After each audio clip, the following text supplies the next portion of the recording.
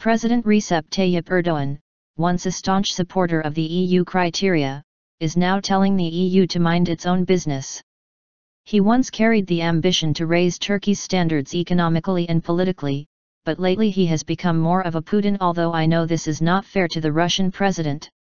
In the first speech he delivered as president earlier this year, Erdoğan said the new Turkey would concentrate on EU talks. However, Erdoğan then boasted of an Ankara criteria that he would put in place of the Copenhagen criteria, and we can now see that what he meant by this by looking at recent legislation. While Erdoğan is defending these steps against European institutions that say there is a decline in democracy and liberties in Turkey, he tirades like the head of a self-confident sovereign state.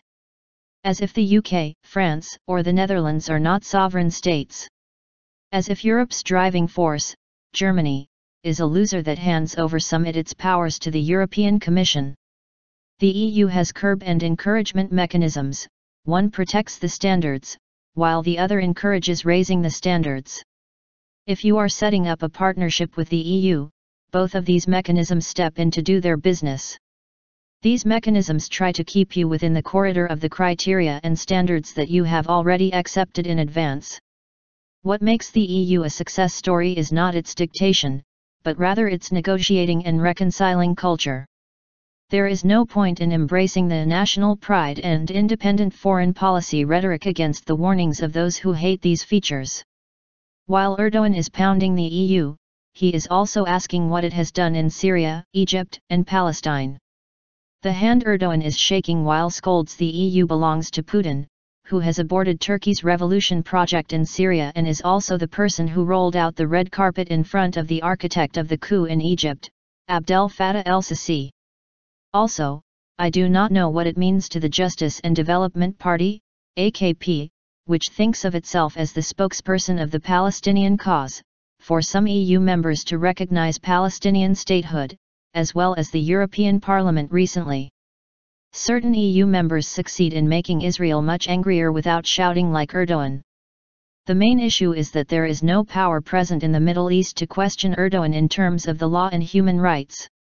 The fact that the EU is stepping in as a curbing mechanism gets on his nerves. Erdoğan is pursuing methods to eliminate all domestic brake mechanisms, from the media to the judiciary, from the parliament to inspection institutions.